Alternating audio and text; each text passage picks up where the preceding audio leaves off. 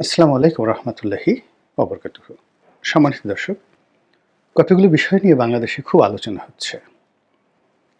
যেমন Saint Martin নিয়ে আলোচনা হচ্ছে। ডোনাল্ড ট্রাম্পের ক্ষমতা আরোহণ করার পর ইউনূস সরকারের ভাগ্য কী হবে? শেখ হাসিনার দেশে প্রত্যাবর্তন আদৌ সম্ভব হবে কিনা? এগুলো নিয়ে আলোচনা হচ্ছে।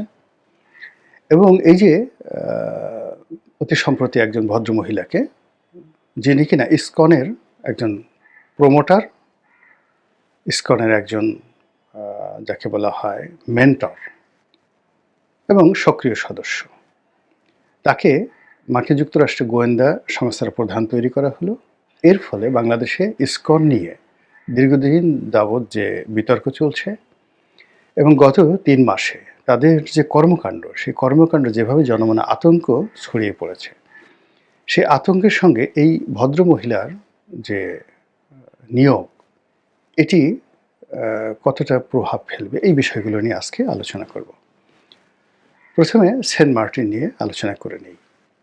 সেন্ট মার্টিনে যাওয়া যাচ্ছে না এবং সরকারের পক্ষ থেকে যে কথাগুলো বলা হচ্ছে এ খুবই আপত্তিকর। এবং অবাক করার ব্যাপার হলো যে রাজা যায়, রাজা আসে, কিন্তু নিয়ম পাল্টায় না। তো সেন্ট মার্টিন নিয়ে শেখ হাসিনার জমানার শেষ কয়েকটি মাসে তখন থেকে কিন্তু তেলেস্মাটি শুরু হয়ে গিয়েছিল। এখন যেভাবে পরিবেশ উপদেষ্টা সৈয়দা রেজওয়ানা খুব নরম ভাষায় আকর্ষণীয় শব্দমালা ব্যবহার করে এবং নিজের যাকে বলা হয় লাবণ্যময় অভিব্যক্তি দ্বারা তিনি এমন সব কথা বলার চেষ্টা করছেন যেগুলো শুনতে আপনার কাছে ভালো মনে হবে, কিন্তু প্রকৃতপক্ষে এটার যে যৌক্তিকতা নিয়ে যদি তাকে প্রশ্ন করা হয়, আমার মতো নির্বোধ যদি তাকে প্রশ্ন করে, তিনি উত্তর দিতে পারবেন না। যেমন তিনি বলছেন যে এটা এমন একটা দ্বীপ, যে দ্বীপের অস্তিত্ব যদি এখন এই অবস্থায় চলতে থাকে, এটি 2045 সনে হারিয়ে যাবে, কোরালটা হারিয়ে যাবে। এখন তাকে যদি প্রশ্ন করা হয় যে এ তথ্য আপনি কোথায় পেলেন যে 2045 সনে এই দ্বীপটি হারিয়ে যাবে যদি এখানে পর্যটক যায়? 2 নম্বর হলো যে এই কোরাল দ্বীপ, তিনি যেভাবে বলছেন যে এই কোরাল দ্বীপ যদি না থাকে, অর্থাৎ এই দ্বীপটা অন্য দ্বীপের মতো নয়, এটা বিরল কোরাল দ্বারা তৈরি, তো এই দ্বীপটি যদি না থাকে, বাংলাদেশই থাকবে না। আচ্ছা, আপনি বলেন তো, এই দ্বীপ মানে কত বছর আগে তৈরি হয়েছে? কত শত বছর আগে এই সেন্ট মার্টিন দ্বীপ তৈরি হয়েছে। তো যখন এই সেন্ট মার্টিন দ্বীপটা ছিল না, তখন বাংলাদেশে কি হয়েছিল? 10টা ঘটনা বলেন, 5টা ঘটনা বলেন, 2টো ঘটনা বলেন, বা বলেন যে এই কোরাল দ্বীপ যখন আবার হয়েছে, হওয়ার পরে বাংলাদেশের এমন কি উপকার হয়েছে। মূল ব্যাপারটা হলো যে প্রকৃতি যে লীলা খেলাগুলো খেলে, তো সেখানে দ্বীপ তৈরি হয়, মরুভূমি তৈরি হয়, বনভূমি তৈরি হয়, এবং এগুলো আবার সময়ের বিবর্তনে হারিয়ে যায়। পৃথিবীর অনেক মরুভূমি একসময় বনাঞ্চল ছিল, অনেক বনাঞ্চল একসময় মরুভূমি ছিল, অনেক নদী বিলীন হয়ে গেছে, অনেক পাহাড় যেটা সমুদ্রে পরিণত হয়েছে, অনেক পাহাড় ভূমিকম্পের ফলে সেটা দেবে গিয়ে, মানে যাকে বলা হয় সেটা, সেখানে একটা বিশাল সমুদ্র তৈরি হয়েছে। পৃথিবীর, আপনি অবাক হয়ে যাবেন, হিমালয়ের চেয়েও বড় যে উচ্চতা সম্পন্ন পর্বত, সেই পর্বতের নাম হলো অলিম্পাস পর্বত। সেই অলিম্পাস পর্বতটা কোথায় ছিল, কোথায় আছে? সেটি আছে প্রশান্ত মহাসাগরের তলদেশে। তাহলে পৃথিবীর গভীরতম যে সমুদ্র, সেই সমুদ্রের নিচে আবার একটা পর্বত আছে, যেটি পর্বতের তলদেশ থেকে সেই উচ্চতা পর্যন্ত, যেটা হিমালয়ের চাইতে অর্থাৎ প্রায় 30,000 বা 32,000 ফিট, তার চেয়েও বেশি, অর্থাৎ অলমোস্ট প্রায় 40,000 ফিট উচ্চতা সম্পন্ন। তো এটা হলো কি করে? কোন আমলে এটা হয়েছিল? টারশিয়ারি আমলে, না 100 বছর আগে, না 1 লক্ষ বছর আগে? রেজওয়ানাকে জিজ্ঞাসা করেন। এই পৃথিবীতে অনেক কিছু ঘটে সময়ের প্রয়োজনে, কিন্তু এগুলো নিয়ে আমরা অনেক সময় বাড়াবাড়ি করি। এই যে আমাদের শরীর নিয়ে, স্বাস্থ্য নিয়ে বিভিন্ন রকম কথাবার্তা বলি, এটা খাওয়া যাবে না, ওটা খেতে হবে, ওটা করতে হবে। এত নিয়ম কানুন যারা পালন করে, আপনি গিয়ে দেখেন তো, চীন দেশে গিয়ে দেখেন, এই চীনের যে অ্যাভারেজ হেলথ আমাদের মতো নয়, আমাদের চেয়ে অনেক নিম্নমানের। এই তাদের চামড়া নষ্ট, গায়ের রং ভালো না, ইত্যাদি ইত্যাদি। আপনি ইউরোপ দেখেন, ইউরোপে, আমেরিকা এত সভ্য দেশ, কানাডা এত সভ্য দেশ, তাদের এই খাবার খেতে হবে, এই এভিয়ান পানি খেতে হবে, ওটা করতে হবে, ওটা করতে হবে। আপনি অন অ্যাভারেজে কানাডার বা আমেরিকার ১০০ জন সাধারণ মানুষ আনেন, আর আমাদের গ্রাম বাংলার কিছু খায় না, সারাদিন পচা কাদার মধ্যে থাকে, পান্তা ভাত খায়, কাঁচামরিচ খায়, তার পাশে দাঁড়া করান। দেখেন কাদেরকে দেখতে ভালো লাগে। তো এই কথাগুলো আসলে যাকে বলা হয় মানুষের মনে সন্দেহ সৃষ্টি করার। এখন সেন্ট মার্টিন দ্বীপে যেতে দেওয়া হচ্ছে না, পর্যটক নিষিদ্ধ, স্থানীয়বাসীদের আনাগোনা কম। তো এগুলোর পক্ষে বিপক্ষে অবশ্যই যুক্তি আছে। সেখানে গিয়ে পর্যটকরা যে কাজগুলো করে সেটা সমুদ্রের পরিবেশ নষ্ট করে, তারপরে সেখানে যে ময়লা আবর্জনা ফেলে, ড্রেনেজ সিস্টেম যা কিছু আছে এটা পরিবেশের ক্ষতি করে। কিন্তু এগুলো রিসাইকেল করার, এমনকি এখন যে পর্যটক যাচ্ছে তার চেয়ে যদি ১০০ গুণ পর্যটকও বেশি যায়, সেগুলোকে রিসাইকেল করার মতো প্রযুক্তি এখন পৃথিবীতে আছে। এই কোরাল দ্বীপের কিছুই হবে না, বরং এটাকে ব্যবহার করে আমরা যদি আমাদের পর্যটন খাতটাকে আন্তর্জাতিক মানের করতে পারি, এখান থেকে যে আয় হবে, সেই আয় এবং এখানে যাওয়ার ফলে মানুষের যে বিনোদন, এটা আমাদের জাতীয় অর্থনীতিতে যে পরিমাণ সুবিধা দেবে, এবং তার 5% যদি আমরা রিসাইকেলিংয়ে, পরিবেশ রক্ষায় সেখানে সব কিছু ব্যবহার করি, ওখানে ২০০০ লোকও যদি আমরা নিয়োগ দেই ক্লিন করার জন্য ডেইলি, এই আগামী ৪৫ বছর পরে বা ২০ বছর পরে, যেটা বলছে ২০৪৫ সনে, এই কোরাল দ্বীপের পরিধি আরও বাড়বে যদি ওনার বক্তব্য ঠিক হয়ে থাকে।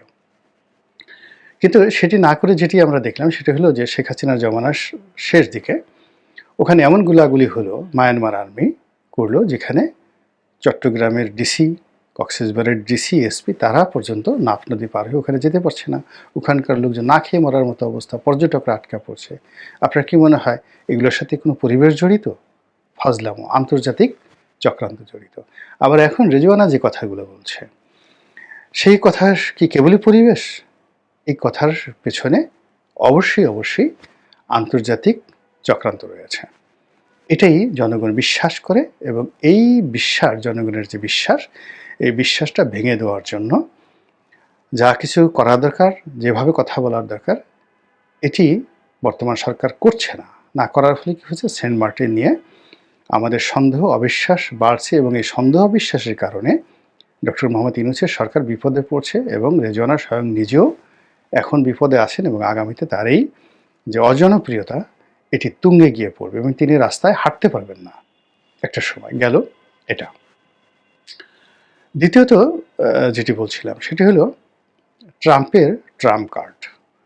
অর্থাৎ ডোনাল্ড ট্রাম্প ক্ষমতায় এসেছেন, ডক্টর মোহাম্মদ ইউনূসের সঙ্গে তার সম্পর্ক ভালো নয়, তার সাথে শত্রুতামূলক সম্পর্ক রয়েছে, এবং তিনি ক্ষমতায় আসলে ডক্টর মোহাম্মদ ইউনূসের সরকারকে, যাকে বলা হয় অপদস্থ করার জন্য, বেইজ্জতি করার জন্য তিনি সর্বোচ্চ চেষ্টা করবেন। এই ধরনের কথাবার্তা কিন্তু আলোচনা হচ্ছে। তো এই কাজগুলো করার জন্য তিনি যে কৌশল অবলম্বন করবেন, এটাই এখন অনেকে ট্রাম্প কার্ড বলার চেষ্টা করছেন। এখন সেই আগামীতে ডোনাল্ড ট্রাম্পের কী কী ট্রাম্প কার্ড বাংলাদেশে আসতে পারে, এটা নিয়ে খুব আলোচনা হচ্ছে। এবং এই আলোচনা যে কেবল বাংলাদেশে হচ্ছে তা নয়, এটা ভারতে হচ্ছে, এটি চীনে হচ্ছে, চীনের নামকরা পত্রপত্রিকা বলছে, এমনকি সারা পৃথিবীর যে অর্থনীতি এবং রাজনীতি নিয়ন্ত্রণ করে যে পত্রিকাটি দ্য ইকোনমিস্ট, সেখানেও ডক্টর মোহাম্মদ ইউনূসের সঙ্গে ডোনাল্ড ট্রাম্পের যে রসায়ন এবং ডোনাল্ড ট্রাম্পের যে ক্ষমতা আরোহণ, এটি নিয়ে আগামীতে কী ধরনের বিপত্তি হতে পারে, বাংলাদেশে বিপদ বাড়তে পারে, ডোনাল্ড ট্রাম্পের কারণে ডক্টর ইউনূস কী ধরনের প্রবলেমে পড়তে পারে, এটা ইকোনমিস্টের যে একেবারে লেটেস্ট যে সংখ্যা 17 তারিখে বের হয়েছে, মানে এই মাসের নভেম্বর মাসের 17 তারিখে যেটা বের হয়েছে, সেখানে গিয়ে দেখেন বিশাল এক নিবন্ধ। এবং ইকোনমিস্ট যে যাকে বলা হয় অনুমান ভিত্তিক নয়, গবেষণা ভিত্তিক যে সকল নিবন্ধ প্রকাশ করে কোনো দেশ সম্পর্কে, ওই গবেষণার ভিত্তিতে কিন্তু পরবর্তীতে রাজনীতি নির্ধারিত হয়। ফলে ইকোনমিস্ট যেটা বলেছে তার সঙ্গে ইহুদিজমের মতাদর্শ রয়েছে, বিশ্ব ব্যাংকিং ব্যবস্থার গ্রিন সিগন্যাল রয়েছে, আমেরিকান রাজনীতির গ্রিন সিগন্যাল রয়েছে, ব্যাড সিগন্যাল রয়েছে, এবং এখানকার যে আঞ্চলিক জিওপলিটিক্স সেটা রয়েছে। তো কাজেই ডোনাল্ড ট্রাম্পের যে ট্রাম্প কার্ড, সেই ট্রাম্প কার্ড এখন পর্যন্ত উনি প্রয়োগ করেনি। উনি কেবলমাত্র কয়েকটা টুইট দিয়েছেন। তো সেই টুইট নিয়েই কিন্তু বাংলাদেশে, ভারতে, পাকিস্তানে এবং সারা দুনিয়াতে রীতিমতো বাঙালিদের মধ্যে হইচই শুরু হয়ে গিয়েছে। ভারতের উত্তরপাড়া, দক্ষিণ পাড়া, বাংলাদেশের রাজনৈতিক অঙ্গন যেখানে আছেন, কারো মুখে কিন্তু হাসি নেই। Nobody is happy.